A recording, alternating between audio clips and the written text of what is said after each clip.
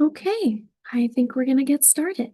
Hello, everybody, and welcome to our Understanding Ableism webinar series hosted by the King County Disability Consortium and the Disability Empowerment Center.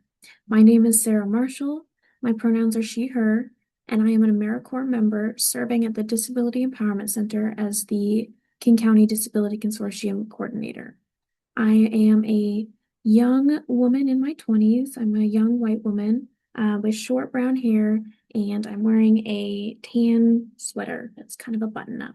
Um, so, just to go over some of our accessibility information and housekeeping, captions are available to anyone who needs them in Zoom. You can click Show Captions in your Zoom menu bar at the bottom of your screen to turn them on, and they are also running at captionviewer.net. The URL is a little bit long to read, but hopefully we can paste that in the chat for you. We also have ASL interpreters available today. We will be presenting in gallery view, so the interpreters should always be visible and you don't need to pin them. Please know that we have 2 interpreters, so if you pin the current interpreter, it could prevent you from seeing the active interpreter after an interpreter change. You do not need to be on Zoom to access this event. We will read all questions out loud and voice any images on the screen so that the content will be available to individuals calling in on the phone or who cannot see visual content. This event is being recorded, and after it ends, it will be posted to the Disability Empowerment Center's YouTube channel for anyone who would like to share it or view it after it has occurred. We are going to answer audience questions towards the end of the discussion, and for those, we will be using the Q&A tab, which is at the bottom of your Zoom screen as well. So you can type out any questions you have. Also, feel free to put those in the chat. It's kind of whatever is easiest for you all. And then our final thing is that we will be using both person with a disability and disabled person interchangeably, recognizing different people's preferences for person first or identity first language. And so with that, we will get into it. I'd like to start by providing a definition of ableism from disability researcher Ian Langtree, who defines it as a complex system of beliefs, practices, and institutional structures that position disability as inherently negative while simultaneously privileging non-disabled bodies and minds as the standard against which all others are measured. With this definition in mind, the Understanding Ableism series was created to explore how ableism shows up in our policies, communities, and everyday interactions. Each session brings together community members and advocates to share lived experiences and practical knowledge with the hope of helping us all move towards a more inclusive and accessible King County. Just to give you a little background, the King County Disability Consortium began during the COVID-19 pandemic as a way to connect disability-serving organizations and community members during a time of widespread isolation and uncertainty. Many people with disabilities face disproportionate barriers, from healthcare access to transportation, digital communication, and basic safety, just to name a few. KCDC was built to share information and elevate lived experiences to respond to the needs of our disability community. So for today's session of the 2026 Understanding Ableism series, we are turning our focus to the intersection of art and disability. And so we hope to explore how artists with disabilities are creating, expressing, and advocating through their work, as well as how art can serve as a powerful tool for challenging ableism and reshaping public perceptions. Our panelists will share their personal journeys as artists, highlighting the ways their creativity has both reflected and influenced their experience with disability. We will discuss the opportunities that art provides for visibility, self-expression, and community building, as well as the barriers that persist or continue to persist. This webinar, we hope, will not only highlight the obstacles that artists can face, but the innovative ways that they are expanding what inclusion, representation, and accessibility can look like in the arts. And so I'm going to upload a PDF of the questions that will be asked to our chat. And I will ask our panelists to briefly introduce themselves with their names and pronouns, a short visual description, and what their connections is to this topic. We will go in order of who is listed in the PowerPoint. And I do have a quick caveat. Unfortunately, two of our panelists are not on our call today. So Teresa and Anna Claire might or might not join later. We don't know yet. But thus far, we have Kristin and Lucy who will be speaking today. So Kristin, go ahead. Hi there, my name is Kristin Nygaard. My pronouns are she, her, and I am a white woman with long, wavy, blonde-ish hair, and I'm wearing a black sweater that has cat hair on it. And my role is program director of AIM in Seattle. AIM is an adaptive arts and movement organization that provides arts and music and dance classes for neurodivergent and disabled community members.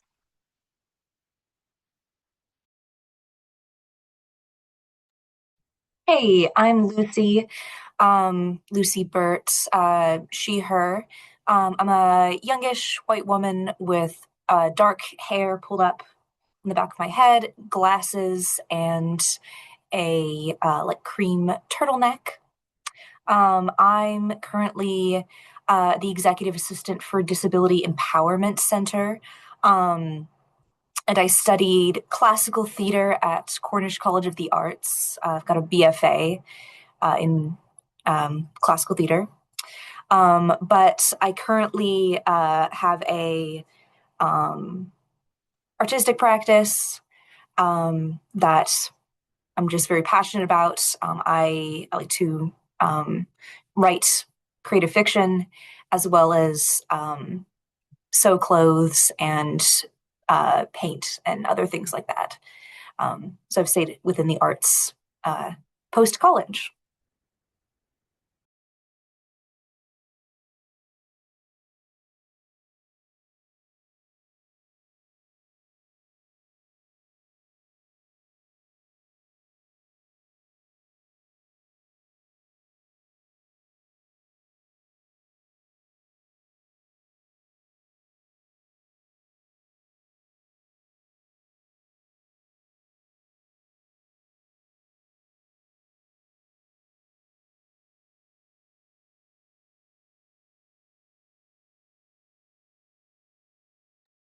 All right, everyone. My computer was being a little strange there. This is Sarah speaking.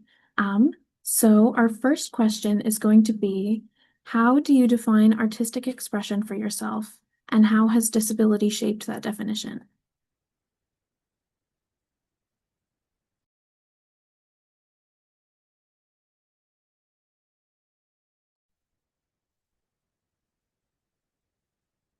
This is Kristin answering first. I I guess to define that, I'll kind of go back a little bit to when I was growing up and always felt a little bit out of step with the people around me. I had a really hard time finding my place, and I had a tendency to disappear somewhat.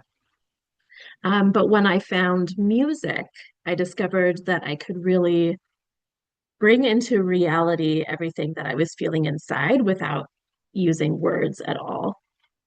And that felt really, really safe to me. So I guess I would say that artistic expression for me is how I can make my internal experiences real and concrete, and how I can show the world that I am here, that I exist. Um, Music did something else for me too, where if I was surrounded by music and like in the midst of making live music in a group of people, um, I feel this very profound connection to the music and also to the other people who are making the music. And again, that connection doesn't require any words in order to feel that connection. So it feels like a warm blanket. Um, I don't know how that fits into artistic expression exactly, but it feels important to say.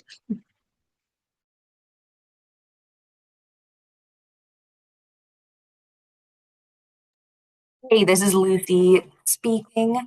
I think definitely everything Kristin said was 100% just the kind of experience of like being a young person and not really feeling like there was a place that I meshed in with like other kids, that art, creativity kind of externalized the things I would think about, the things that interested me in a way that other activities didn't.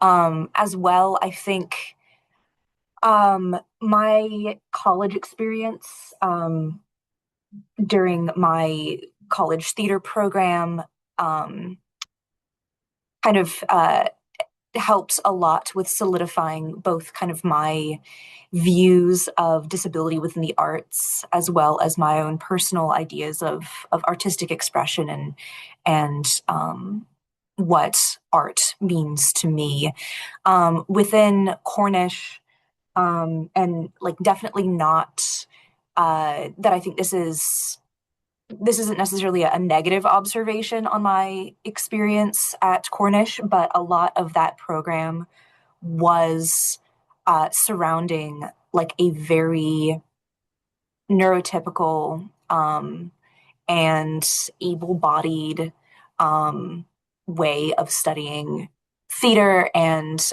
like being in the business of theater. Like it assumed very much so that you would be able to, you being the student, would be able to always be able to operate on this very like neurotypical and able-body minded standard of like being a professional working artist. And um, even within the theater program, even though it was an academic environment, we were all expected to kind of adhere to that standard without much deviation from that, or like without any sort of like if we expressed that um, we needed accommodations or that we had a disability or condition or we're going through something that made us sort of interact with the classes and the material in a way that wasn't like exactly what the program called for, then that was kind of unacceptable. That was like, oh, you're never going to work in the theater world with that kind of attitude, which I think made me and still makes me pretty miffed, pretty upset with kind of theater in general. So I think that's why I have more become interested in different forms of storytelling, artistic expression, that sort of thing. Um, just a realizing that standard that we were all held to, that that definition of artist that was created in that specific world, um, is definitely not the only acceptable way to exist as an artistic person. Um, and I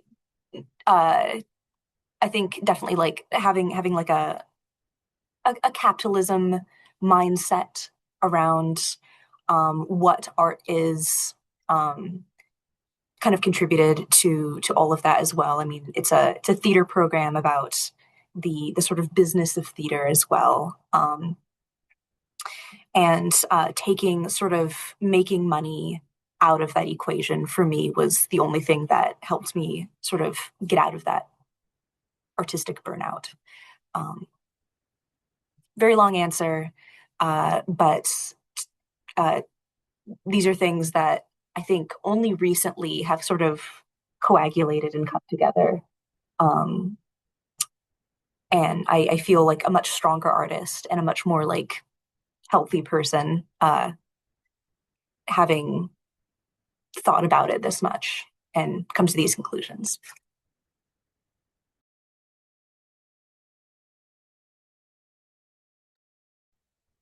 Thank you both. Some quick updates. So we do have Teresa, who is also going to be able to speak with us today. So Teresa, if you want to go ahead and introduce yourself, and then feel free to answer the first question. Hello, my name's Teresa Thuman. I use she, her pronouns. Thank you so much for flexibility and allowing me to join at this late time. I really appreciate it. I really appreciate this effort and this endeavor. I am a large white woman with gray-brown hair. Behind me is a window, and I'm wearing a black tank top, and I have glasses. And I am a theater director and an artistic director of a theater company, but I think I am a late life disability advocate as part of that. But I'm very much interested in the exciting cultural work that can emerge from this lived experience, and I am excited to share and learn about others' experiences with this.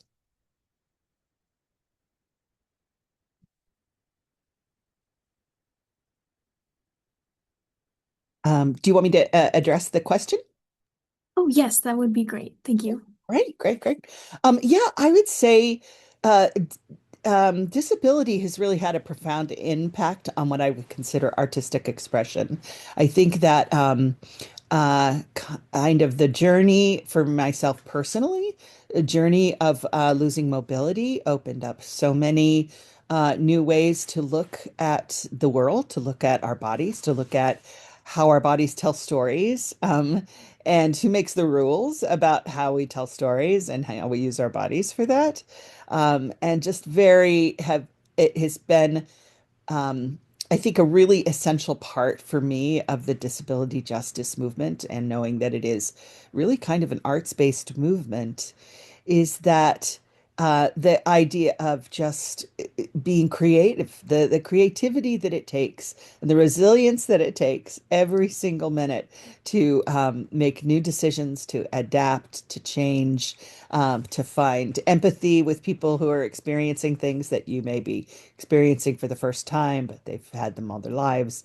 All of those things have been a really important thing for me to feel much more like all of my professional life as a professional actor and professional director, with a pretty ableist set of values about what makes theater and what makes art, similar to what Lucy was just saying, um, uh, is uh, is really open to interpretation, and there's so many possibilities. I look a lot at the work in the UK, where they have really integrated crip culture into kind of a mainstream culture, and it's really exciting to see that. And I hope that for us, for our locality here, for our nation, and for our culture as a whole. That anyone has any questions, let me know.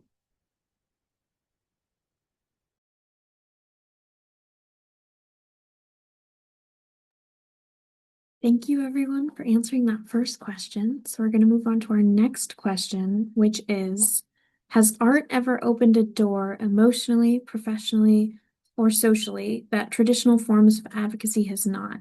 And we're going to go in the same order as last time. So Kristin, Lucy, and then Teresa. Hi there, this is Kristin again. I think the best example of this, from my own life anyway, comes from my work. So as I mentioned before, I'm the director of AIM, where we provide adaptive arts programming for disabled and neurodivergent community members.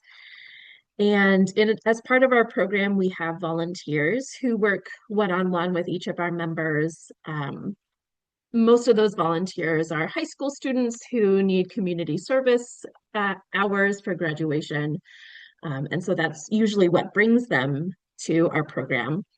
But we've heard from so many of our volunteers that the program has had a huge impact on them, on their understanding of disability, on their understanding of themselves. And in many cases, it impacts their future educational and career choices. Many of our volunteers decide that they want to pursue careers in disability or the arts because of their time at AIM and because of the connections that they made while they were dancing or making music or doing art with some of our community members. So I think the arts in general is such a communal experience where authentic connections are made really organically and naturally. And it's really, really effective at showing us how much we have in common, despite maybe some differences that may be more obvious at the start. We realize more and more how much we have in common.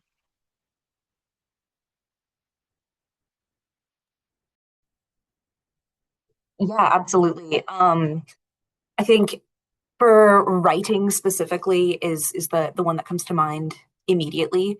There's a huge writing community on the internet, especially if someone writes sort of specific genres or really enjoys like specific types of work.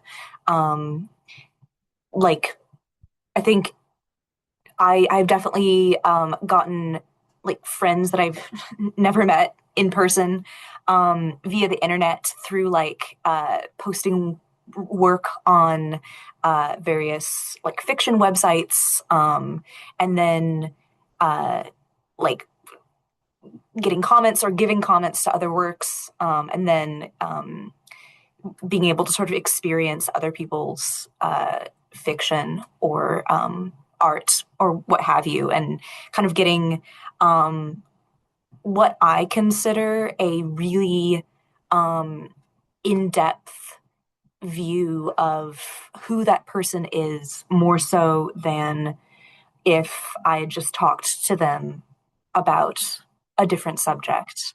I think like reading someone's fiction and like experiencing this thing that someone has thought about ad nauseum and like labored over, and something that like consumes them to the point that they spend like hours writing this thing, working on this thing, kind of immediately gives me just such a wonderful and beautiful picture of this person. And in that way, I think art is an extremely like vulnerable practice, especially once you share it.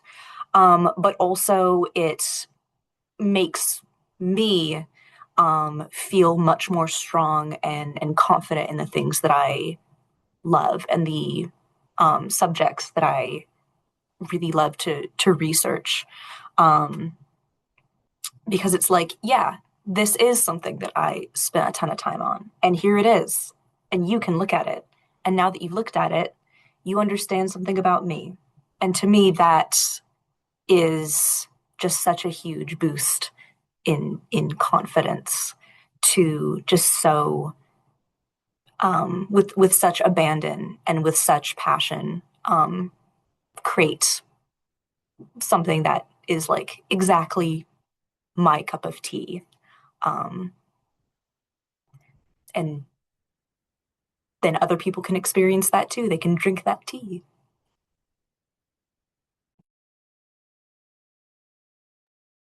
Hey, that was great. Thanks, Lucy. Just really echoing the things that have already been said.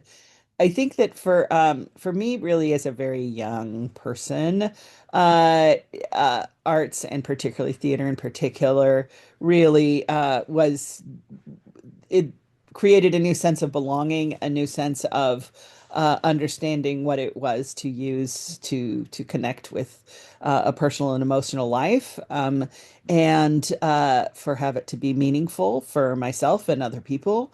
But I think there's such a strong connection in the theater that created this sense of belonging. Now, that is also being able to be critical of it as some of the norms and things like that, as I mentioned before, and as Lucy's mentioned as well.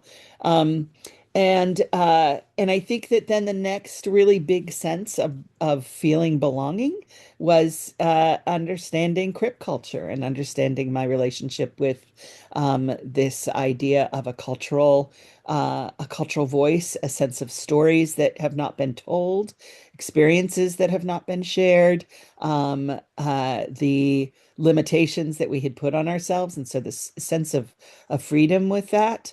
And definitely has promoted me to want to be an advocate and to be very kind of visible in my pursuit of this with arts and in other spaces as well. I do think that there's a phrase that I use almost almost too much maybe, but it just really still impacts me, which is this concept that culture, I've heard this phrase before, culture eats policy for lunch.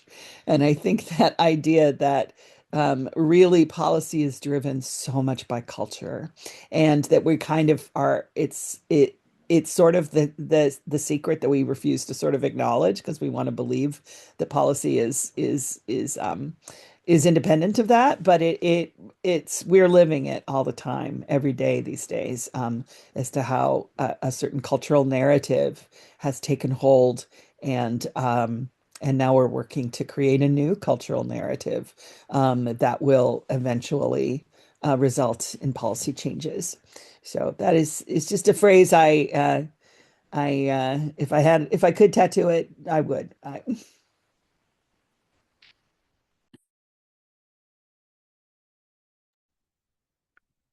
Thank you, everyone, for your responses. I really loved, I think, a through line in all of your responses with the idea that authenticity in art kind of leads towards this idea of empathy, and art as kind of this very unique medium for being able to convey that, especially to people who have different lived experiences. I think in that way, it's a very powerful force for helping people understand where someone's at. So we'll move on to our next question, which is, what assumptions do you encounter when people view your art through a lens of disability? How do you embrace, challenge, or reframe those assumptions?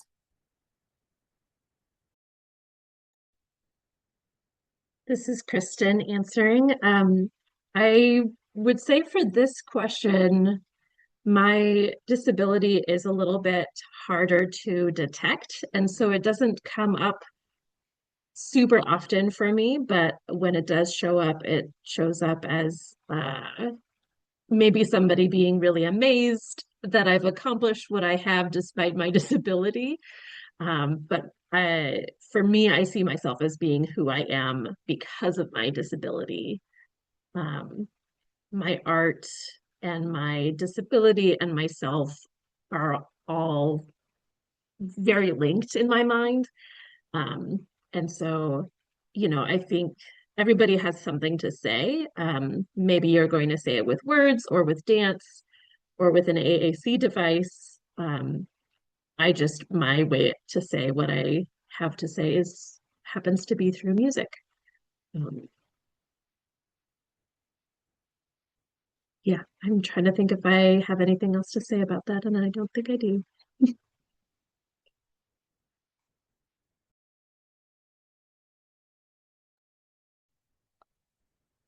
I don't know. I don't know that I've necessarily encountered any reactions to my work being viewed through the lens of disability, but what I've seen a lot of is just an expectation that one's work can only directly, if one has a disability, that one's work can only directly be about that disability. Like if it doesn't portray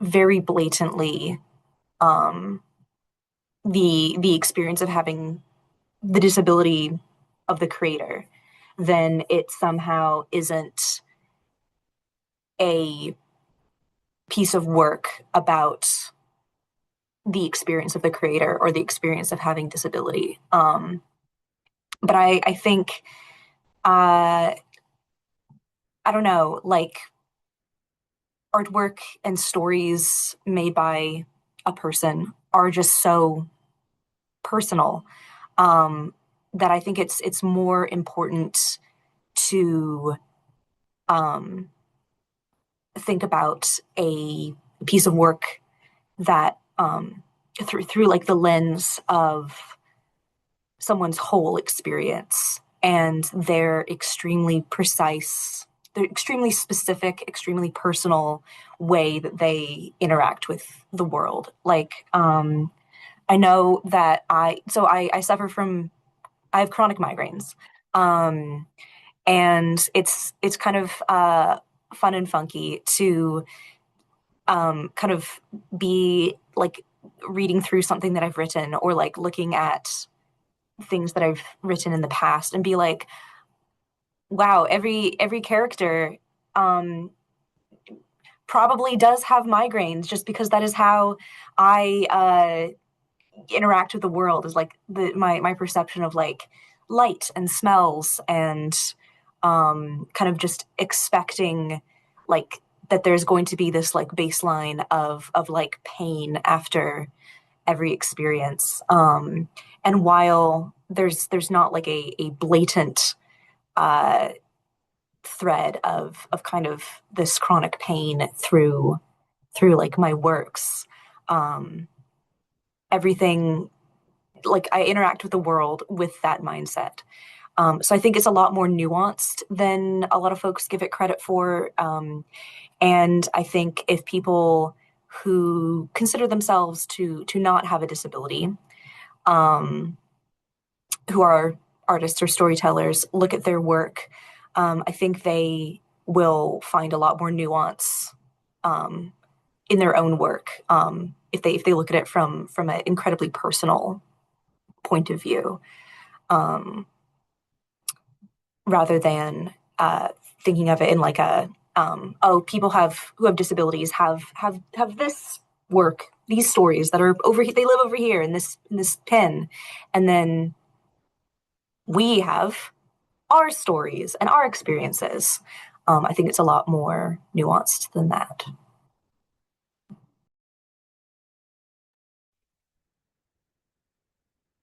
Yeah, I don't know if this answers the question, but I think I'll just share, which I didn't earlier. I am currently a wheelchair user. I use a power wheelchair. I am, and I have an acquired disability. So I've been on this mobility journey for good 15 to 20 years. And uh, and so I've seen those assumptions change over the course of that. I think the most important thing to me is to make sure that there's a distinction between immediate impact, immediate things people experience, and things that experience over time. So um, I feel I could get a more authentic and a more true engagement with both the art and with humans when there's over time and when we're looking at many different situations.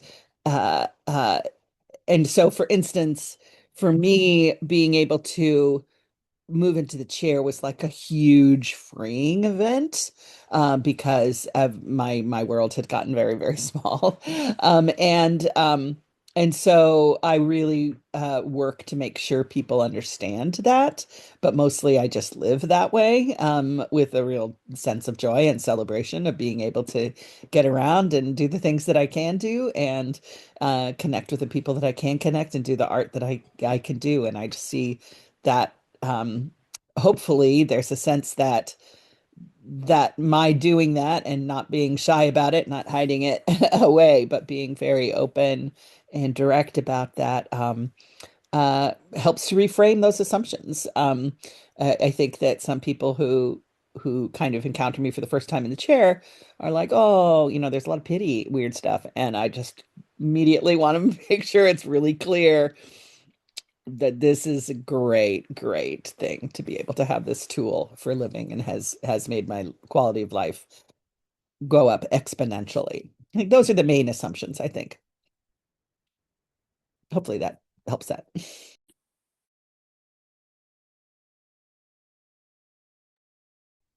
This is Sarah speaking. Thank you all for sharing about your experiences. I think it's like Lucy said, there's a lot of nuance there, so sometimes it's hard to tackle that, especially within different art mediums. If you're interacting with people face to face, or maybe your work is being viewed by others externally. There's a lot to consider there. So we'll move on to our next question, which is, oh, oopsies. There we go. What would a disability-centered creative industry look like to you, particularly in terms of access, leadership, compensation, and cultural respect?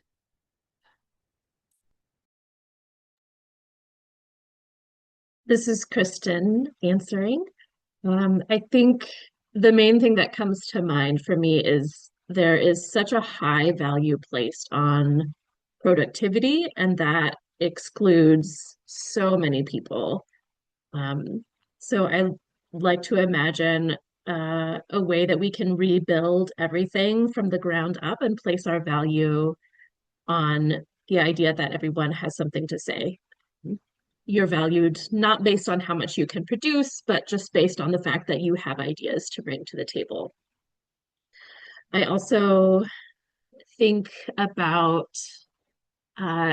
creating pathways with many varied and scaffolded entry points.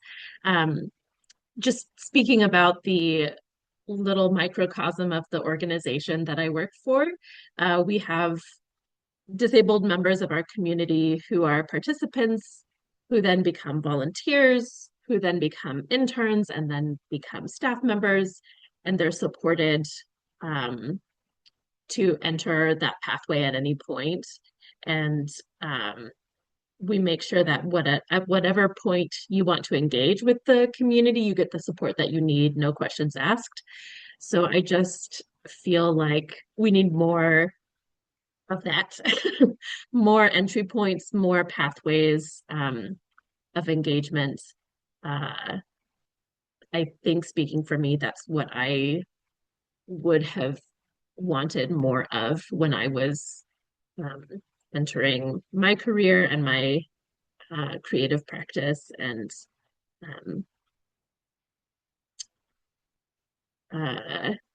coming out of the education system.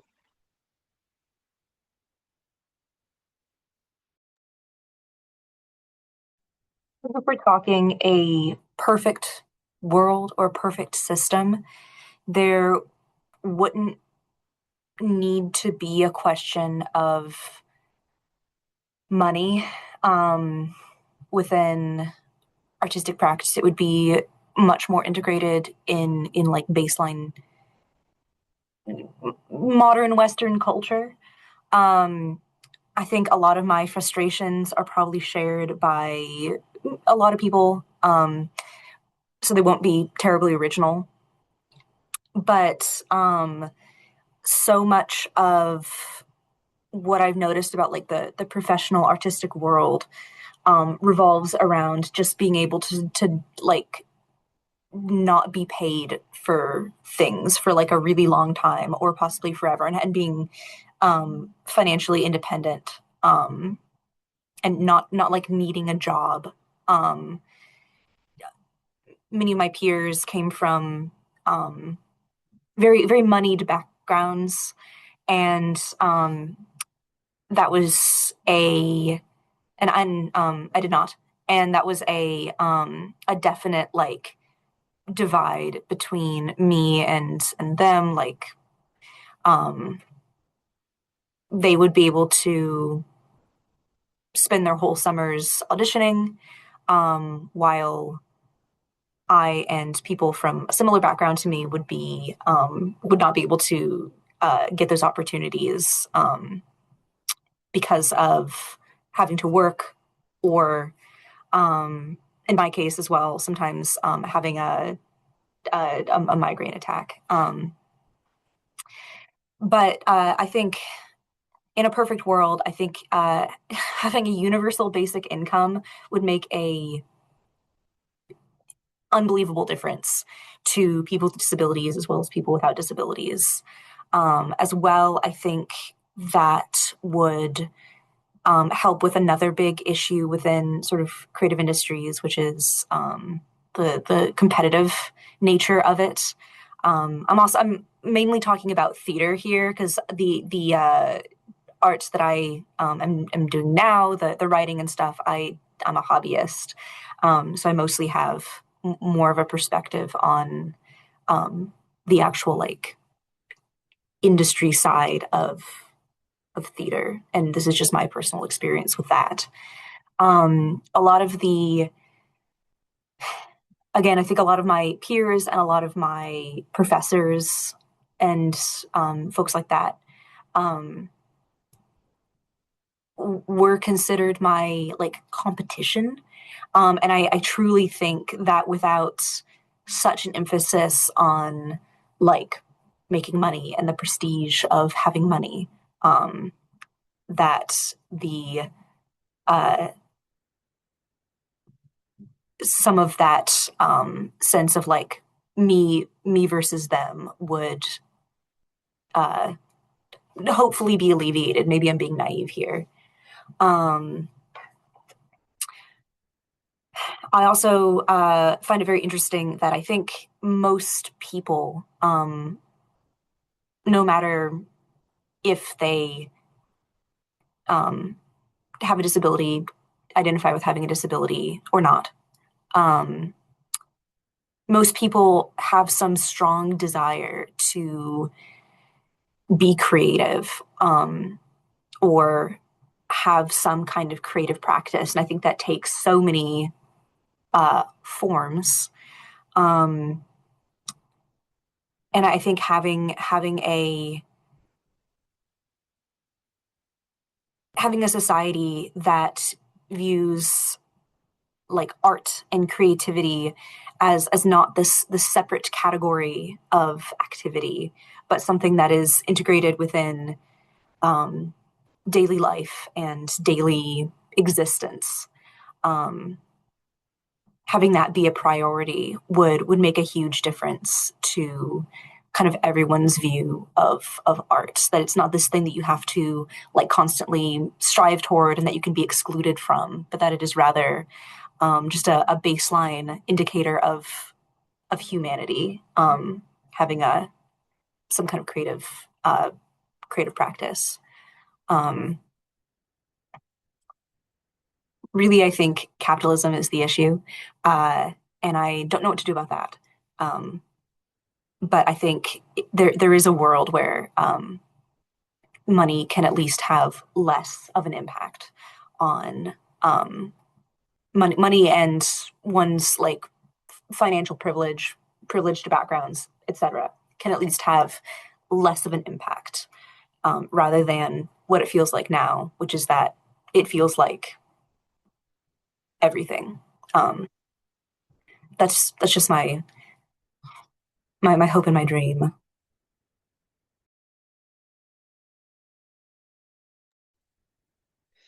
Yeah, so many great things just said, y'all. I'm just gonna key into a little bit and then see if I can add anything to it. I think the concept of entry points and pathways, what a beautiful way to say that, Kristin. That feels like that just kind of nailed it in terms of just more ways to reach more people, to know that they have an artistic voice, whatever that is, professional or amateur or anything, to make sure that we are always reaching people, particularly the people whose stories really will shape our understanding of humanity and the human experience. So I love that. I think that the idea of pathways and entry points too for education and training. I just remember, I mean, I applied to the UW back in the 90s to be a theater director, and I was denied because I couldn't do the movement aspect of being an MFA director. So anyway, I thought that was really ironic, and I've always kind of looked at that as like, interesting. And so those kinds of barriers can just be so huge and really, really life altering for people. I think the idea of access to, I mean, again, with the physical mobility issues, it's really people are doing a lot of great work to try and make their performance spaces and their audience spaces more accessible, but they'd be probably amazed at all the little tiny things that, for instance, I rarely get to see a play from the center of the audience. And as a director, it's really important to me. So I basically always get wheelchair seats over to the side.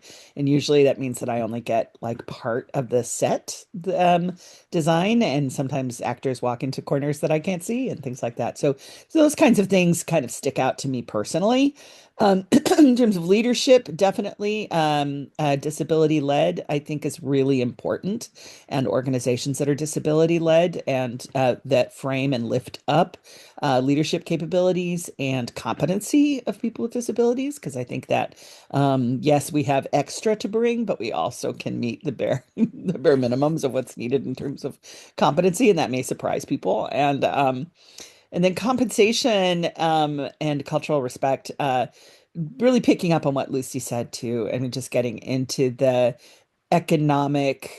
political and economic aspect of what I'm going to call a progressive agenda. I think that it is an artist-centered agenda as well. If the artist, pretty much everything that we can provide more support for humans who don't have their basic needs met, then we are if we are trying to, as a society, lift up the people that don't have as much, but may have wonderful things to say and share, then I feel like that is very much kind of a progressive agenda. And if you think about, like Lucy was mentioning, universal income, anything helping with transportation, that's always an access for people trying to get an issue of people trying to get engaged with the arts. And it just goes on and on.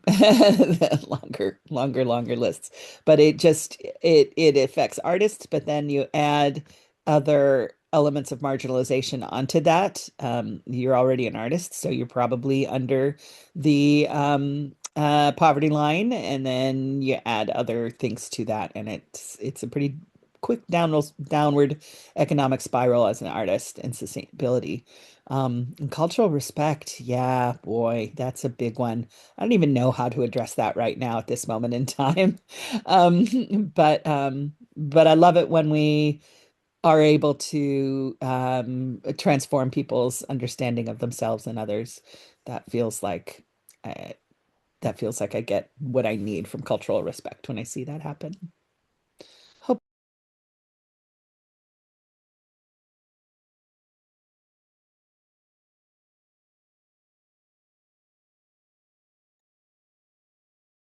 This is Sarah speaking again. Thank you all so much for those thoughtful reflections. And so at this point, we're going to shift into our Q&A portion. And so we invite our audience members to submit any questions they may have using the Zoom Q&A feature, which is at the bottom of your screen at the menu bar. You can select Q&A and then type your questions and press send. And so while people are maybe thinking of some questions, I will address another question to our lovely panelists right now. And just As a primer, all our panelists are welcome to respond to any question and do not need to answer in the same order as earlier. You can feel free to jump in whenever you'd like. And so we'll take as many questions as time allows. And so to start us off, I'd like to ask, how do you see disability depicted in the arts right now? Is it accurate, limited, stereotyped, and is it also maybe evolving?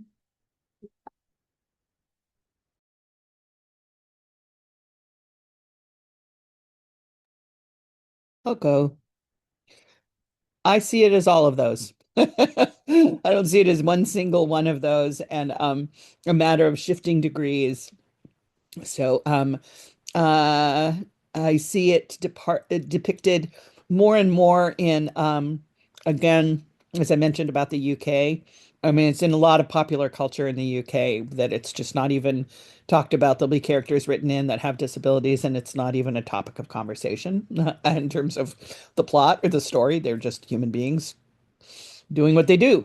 And I love it whenever I see that. I don't see it as much in US produced work, and I don't know about other countries and other cultures within that. But uh, yeah, I think that we're moving. We are evolving, and people are starting to ask questions about what is meaningful, and I think people are starting to see that there have been such negative and such ableist-centered depictions of disability that there's a lot of education happening right now, and I'm excited to participate and support that with things like this.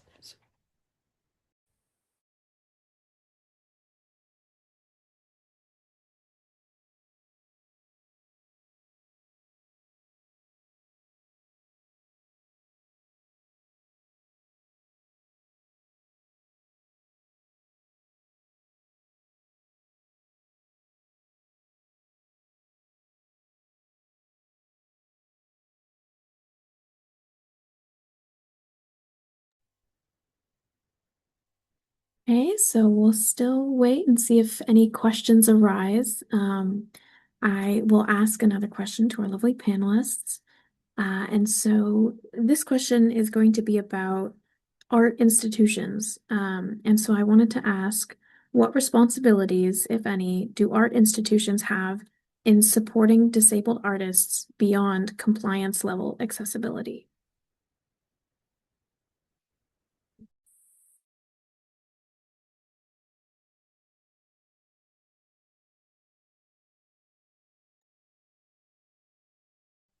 I don't mind going again, but I don't want to overload. But I know that I got a later start, and Kristen and Lucy were really holding down the front, so thank you. Um, I would say hire them, hire folks. There's so much, I think, particularly in the area of arts administration, that folks with disabilities can really excel at and can really bring some kind of amazing perspectives to. And I would love to see that to be an area, a regular employment area for folks who identify as disabled. This is Lucy. Um, Ditto. I think my big experience with an arts institution is the college that I went to, Cornish College of the Arts, and I think they, while it's been a bit of time since I attended there, I still think the advice of like put your money where your mouth is applies because there would be big gestures toward inclusivity, but then on a personal basis, there would be a lot of very, very questionable, like small movements that were made that would be extremely exclusive. Things like really outdated choice of plays or curriculum, really outdated ways of like um, teaching how to create an artistic discipline.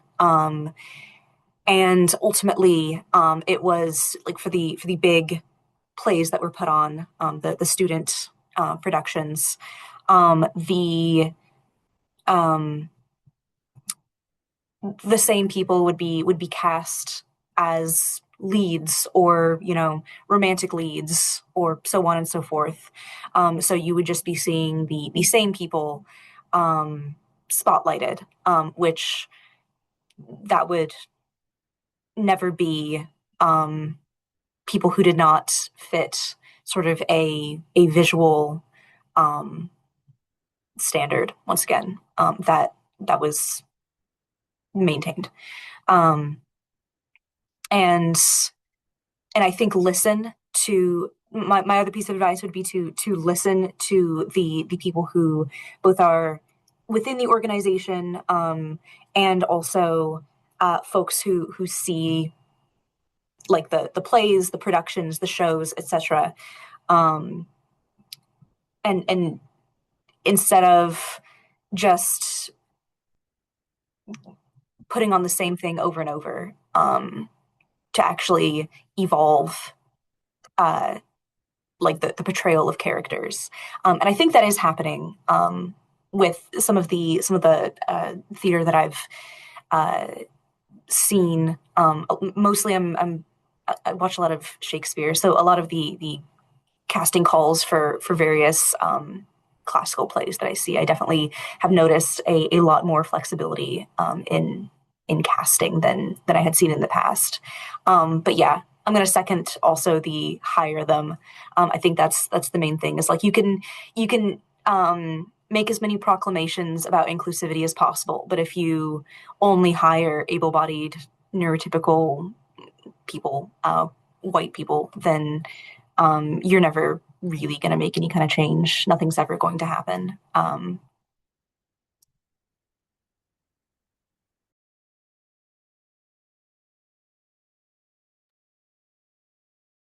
This is Kristin. Yeah, I love everything that's been said, and I want to echo all of that about, but also add, like, if we're talking about compliance level accessibility, that doesn't communicate belonging. And so if we want the full range of artistic expression to represent the full range of human experiences, then we need to do what Lucy and Teresa were talking about: hire disabled people, and um, diversify the way that we're portraying characters, and be mindful of our choice of what what human experiences are being represented in um, creative institutions. I'm just going to add another thing. I don't know if folks are aware of this, but I find in a situation where I am trying to hire folks with disabilities, and sometimes they can't actually take the money because of the ridiculous restrictions on people's not having more than 2,000 income in the bank. It's just ridiculous. So I just want to put that out there, that there are some real institutional and policy things that can be addressed to make sure that their labor is valued and they still have access to all of their services and needs.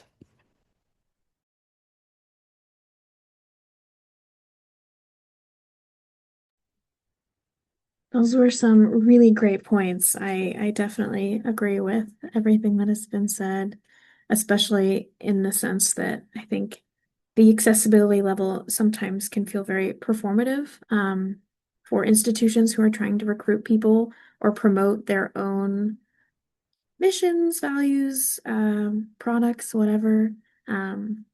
It's important to kind of, I think, access the human level of it, where you're thinking critically about inclusion and belonging. So I really like what's been said.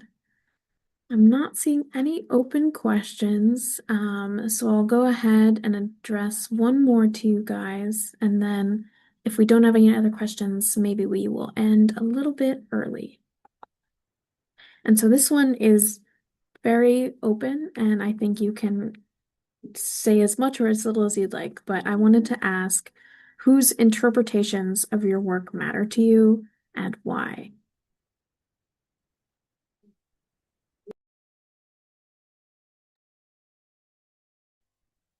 Um, yeah. I think for a long time, I thought that everyone had to like what I was making. Um, but now, um, it is all for me, ultimately. It is all for uh my enjoyment, ultimately. But um, I think one of the very powerful things about writing is that you're not only making a story, you're making like the story that does not exist that you want to exist. And I think chances are there are other people who have dreamed of what you are so passionate about. And that may not be a large subset, but it is a passionate subset. And those people are the ones who matter to me. Not uh, people for whom this story is not their thing. People who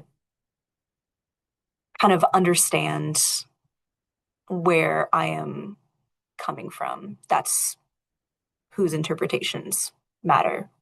Um, and I think that often includes like people that I know, um, like personally, like friends. Um, yeah, short answer, but it's for all the weirdos who like the same things that I do.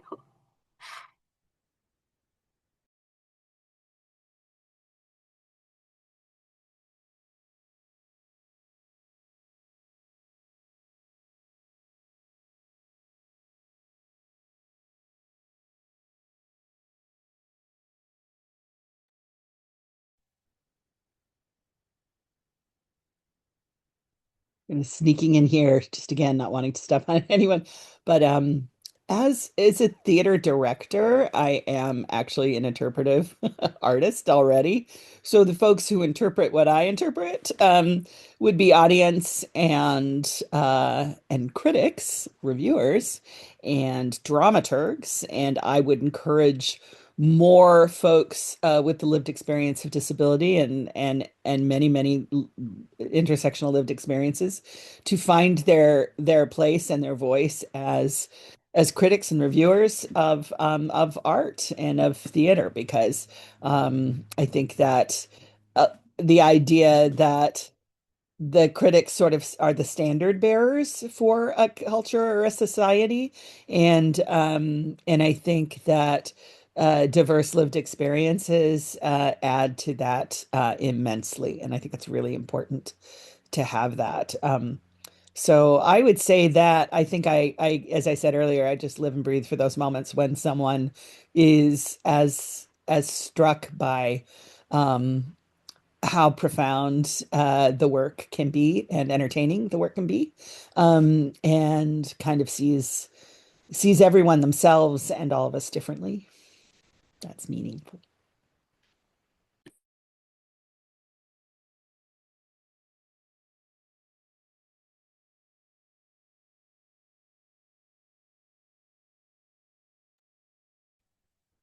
Yeah, I guess I want to echo what has been already said.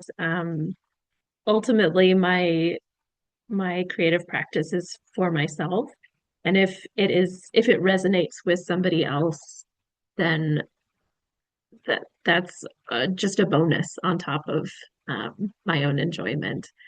Um, so yeah, I think uh, mm, my enjoyment and my interpretation of a musical work that I'm working on is what matters to me. And if others enjoy that, all the better.